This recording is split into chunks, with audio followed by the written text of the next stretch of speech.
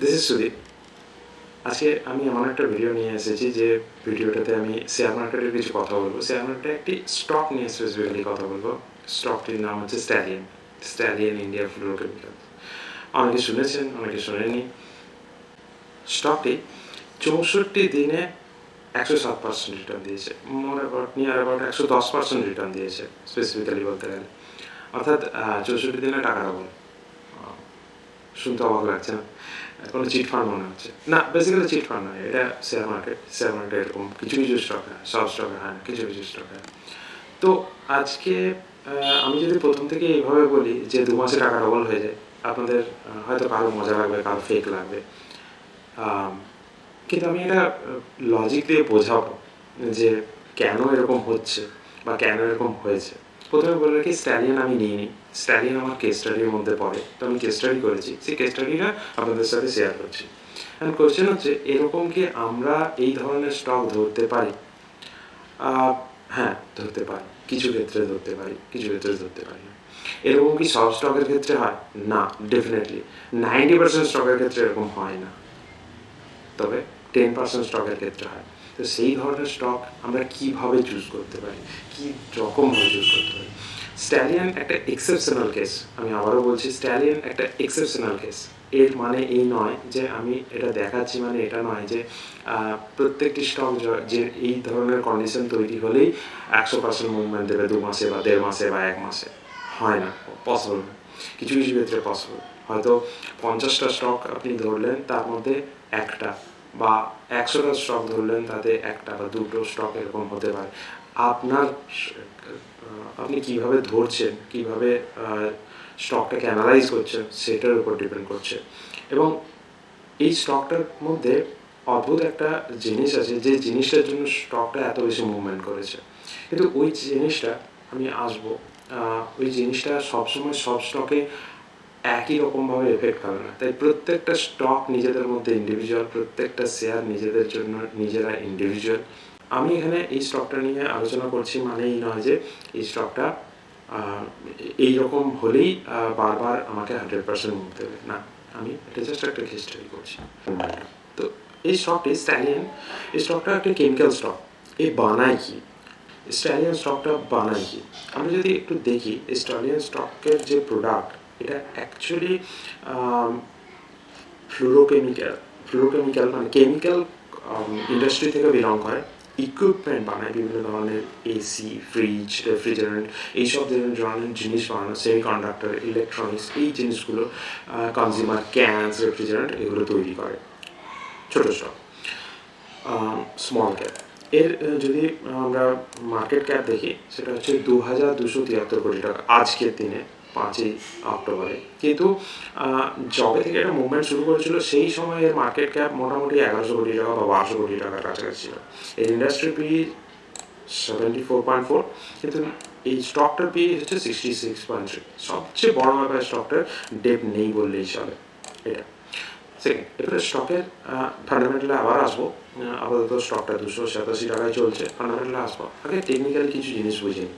তো টেকনিক্যালি স্টকটি প্রথম IPO launch হয় 23শে জানুয়ারি 2025। স্টক ধীরে ধীরে মুভ করে, নিচের দিকে মুভ করে, কিন্তু জুন মাসের 23 তারিখ, 2025 সালের জুন মাসের 23 তারিখ থেকে স্টকটা মুভ করে, এবং এই স্টকটা 38 দিনে 90% মুভ করে with volume. That is very important. This is call upthrust. তো আপথ্রাস্ট তৈরি হয়েছে এবং স্টক হাই অল টাইম হাইতে যায়, ব্রেকআউট দেখায়, কিন্তু ব্রেকআউট এটা এই সময় নেওয়ার স্টক নয়, এটা ওয়াচ লিস্ট করার সময়, এই দিন ওয়াচ লিস্ট করার সময়। কেন? তার কারণ অলরেডি স্টকটা 80% মুভ দিয়েছে। এবারে যদি আমরা স্টকটা একটু ভেরিফাই করি, স্টকটা ধীরে ধীরে ধীরে ধীরে মুভমেন্ট করেছে, কিন্তু নিচের দিকে মুভমেন্ট করেছে, এখানে গ্যাপ ডাউনও দিয়েছে, নিচের দিকে মুভমেন্ট করেছে, এবং এই মুভমেন্টটা মোর অ্যাবাউট 20%-এর কাছাকাছি, 22%-এর কাছাকাছি মুভমেন্ট দিয়েছে, পুল ব্যাক করেছে। এখন এই পুল ব্যাকের পরে 12 তারিখ, দ্যাট ইজ ভেরি ইম্পর্টেন্ট, 12 তারিখে একটা স্ট্রং ক্যান্ডেল জেনারেট করে উইথ ভলিউম। হ্যাঁ, খুব একটা ভলিউম নয়, বাট ভলিউম অ্যাভারেজের চেয়ে একটু বেশি ভলিউম দিয়ে একটা স্ট্রং ক্যান্ডেল জেনারেট করেছে। কেন 12 তারিখে পরে? কারণ 12 তারিখের একটা নিউজ আছে। সেই নিউজটা হচ্ছে এখানে, stallion India shares price climbed today after the company inked a memorandum of understanding with government of Rajasthan to establish a state-of-the-art R32 refrigerant gas manufacturing facility in Bhilwara district. এইটা আসে 12 তারিখে। এখানে আপনারা ডেট দেখতে পাচ্ছেন August 12, 2025। That is very important. কারণ এখন সাধারণত ইন্ডিয়ার মধ্যে যেটা হচ্ছে যে মেক ইন ইন্ডিয়া প্রজেক্টগুলোকে খুব বেশি পরিমাণে সরকার প্রমোট করার চেষ্টা করছে। তো এই কোম্পানিটা বেসিক্যালি R32 রেফ্রিজারেন্ট তৈরি করছে। R32 রেফ্রিজারেন্ট হিসেবে এরা যেটা বলতে চাইছে যে আমরা ইকো ফ্রেন্ডলি রেফ্রিজারেন্ট তৈরি করতে চাইছি। যেমন রুস্তমজি যিনি এদের ম্যানেজিং ডিরেক্টর এবং সিইও, তিনি কি বলছেন, this project marks significant milestone in our capacity expansion energy and underscores our commitment to serving the growing demand of environment-friendly and energy-efficient refrigerant in India. The Bhilwara facility will strengthen our domestic manufacturing footprint and reduce import dependency and positions us to cater to both domestic and export markets. উনি বলছেন যে আমরা environment friendly একটা energy efficient refrigerant বানাবো, তারা domestic manufacturing এবং export, বাইরে export করার ব্যাপারটাকেও খুব ভালোভাবে হ্যান্ডেল করবেন। এই ক্যান্ডেলটা এই নিউজের জন্য তৈরি হয়। এরপরে যদি আমরা দেখি ধীরে ধীরে, this is strong candle with volume, then small pull back, then strong candle. This candle is marked, this candle is very good. কেন? কারণ এটা 18 তারিখ। 18 তারিখে আর একটা নিউজ আছে স্ট্যালিয়ান ইন্ডিয়াতে, যে এরা রাজস্থানে অলরেডি ল্যান্ড অ্যাকুইজিশন শুরু করে দিয়েছে এবং সেই দিন এই ক্যান্ডেলটা আছে। এবং এই ক্যান্ডেলটা কেন বেশি ইম্পর্টেন্ট? প্রথমত এটা অল টাইম হাই জেনারেট করে এই ক্যান্ডেলটা উইথ ভলিউম, এবং এই ভলিউমটা very important because it is highest ever volume. যদি আইপিওর ভলিউমের সাথে এটাকে তুলনা করা হয়, এটা আইপিওর ভলিউমের চেয়েও বেশি ভলিউম। That is important. এবং এটি মুভমেন্ট করেছে এইখান থেকে 20 EMA-তে সাপোর্ট নিয়েছে, 20 EMA-তে সাপোর্ট নিয়ে মুভমেন্ট করেছে। আরেকটা জিনিস, যবে থেকে এর মধ্যে অ্যাকচুয়ালি মুভমেন্ট শুরু হয়েছে তবে থেকে এই EMA-গুলো এক্সপান্ড করা শুরু করেছে। এখন আমি এখানে শর্ট টার্ম, খুব শর্ট টার্ম নয়, মোটামুটি 2 মাস, 2.5 মাস, 3 মাসের কথা বলছি। এরকম নয় যে এটা হোল্ড করার স্টক, না, আমি এটা বলছি না, এটা হোল্ড করার স্টক নয়। কারণ এর ফান্ডামেন্টাল যদি দেখি, খুব বিশাল ইম্পর্টেন্ট ফান্ডামেন্টাল এর মধ্যে নেই। আমরা যদি দেখি এর sales, quarterly sales generally last 2 কোয়ার্টারে ইনক্রিজ করেছে, বাট এক্সপেন্সও ইনক্রিজ করেছে। সো অপারেটিং প্রফিট মার্জিন কি খুব বেশি? না, অপারেটিং প্রফিট খুব বেশি হয়নি।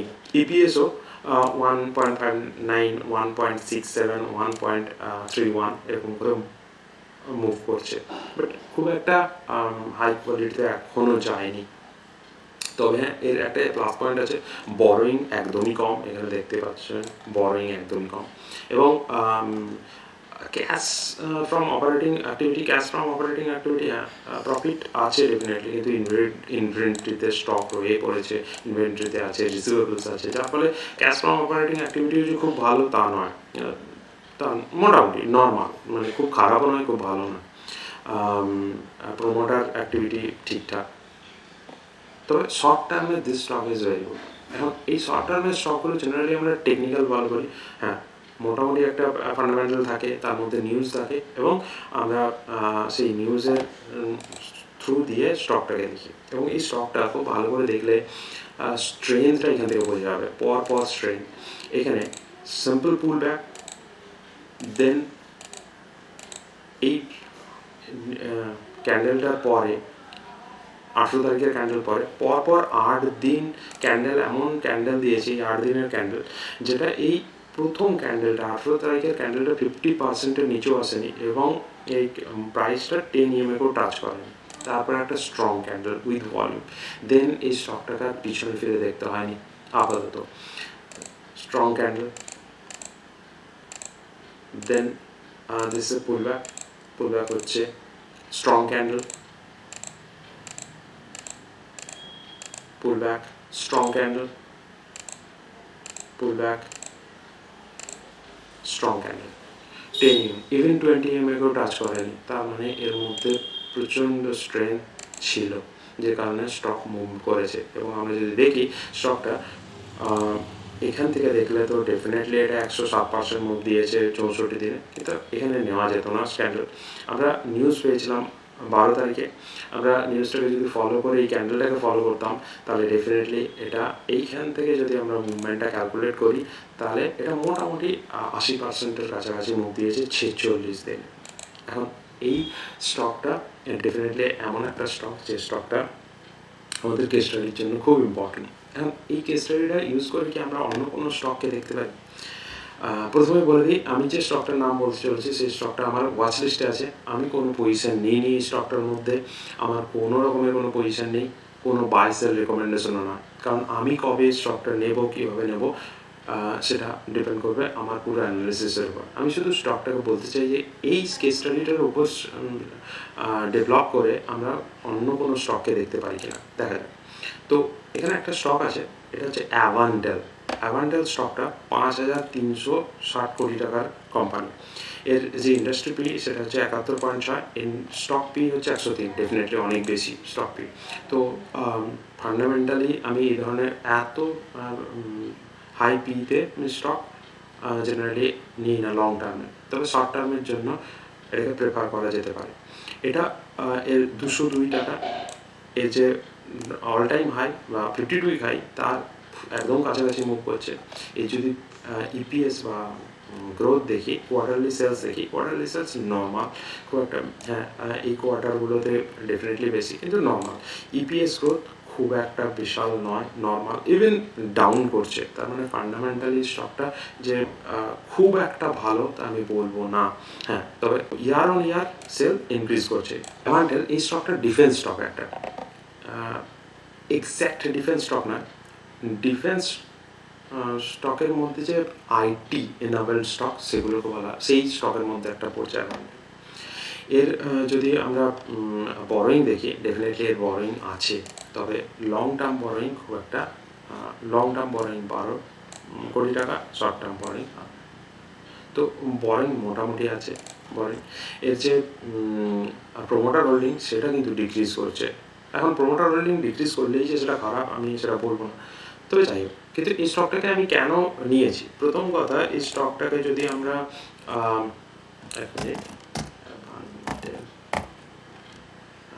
এই স্টকটাকে যদি আমরা স্টাডি করি, এই স্টকটা সেই আইপিওর সময় থেকে, আইপিও এসেছিল এর মোটামুটি 31শে জুলাই 2024-এ, ধীরে ধীরে নিচে গেছে, প্রায় নিচে যাওয়ার পরে ধীরে ধীরে ধীরে ধীরে এটা মুভ করেছে। মুভ করার পরে রিসেন্ট টাইমে লাস্ট ট্রেডিং সেশনে এটা খুব হাই ভলিউমে ব্রেকআউট দিয়েছে, এবং এটার একটা নিউজ এসেছে।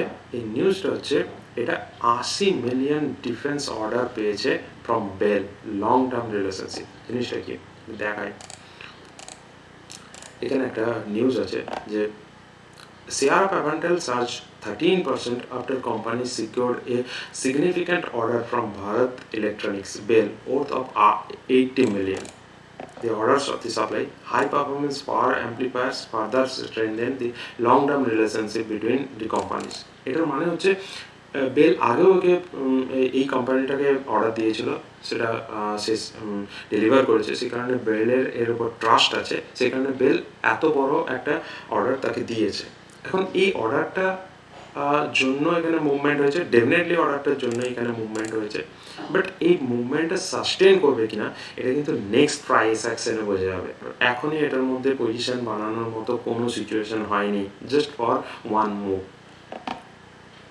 একে আরও প্রাইস অ্যাকশন বানাতে হবে, এর প্রাইস অ্যাকশন তৈরি হতে হবে। এখন আমরা যদি দেখি ডেফিনেটলি এর যে ইএমএগুলো আছে, এগুলো বলে রাখি 10, এটা 10, এটা 20, লালটা 20, আর এটা 50, এটা 200 ইএমএ। ডেফিনেটলি ইএমএগুলো মুভ করতে শুরু করেছে, কিন্তু আমি এখন এটার মধ্যে কোনো পজিশন বানাবো না, আমাকে এটাকে সময় দিতে হবে, গুড প্রাইস অ্যাকশন তৈরি করতে হবে। প্রাইস অ্যাকশন তৈরি করে আবার যদি নিউজটা কনফার্ম হয়, এবং নিউজ কনফার্ম হওয়ার পরে এর ডেফিনেটলি আর্নিং সেশনও আসছে, এ যদি আর্নিং ঠিকঠাক দেয় তাহলে আমি সেখানে পজিশন বানালেও বানাতে পারি, কিন্তু সেটা পুরোটাই অ্যানালিসিসের উপর। এটা কোনো বাই সেল রেকমেন্ডেশন নয়। That's all.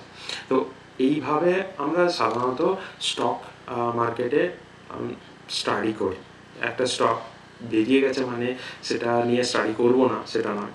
আমি আগে এটাই করতাম যে একটা স্টক বেরিয়ে গেলে সেটাকে নিয়ে স্টাডি করতাম, কিন্তু আমি সেটা বুঝেছি সেটা ঠিক নয়। তো স্টকটাকে স্টাডি করতেই হবে ডেফিনেটলি। এগুলো কোনোটাই লং টার্মের জন্য নয়, এগুলো খুব শর্ট টার্মের জন্য। That's all, thank you. Next আবার একটা এরকম ভিডিও নিয়ে আসবো। Thank you.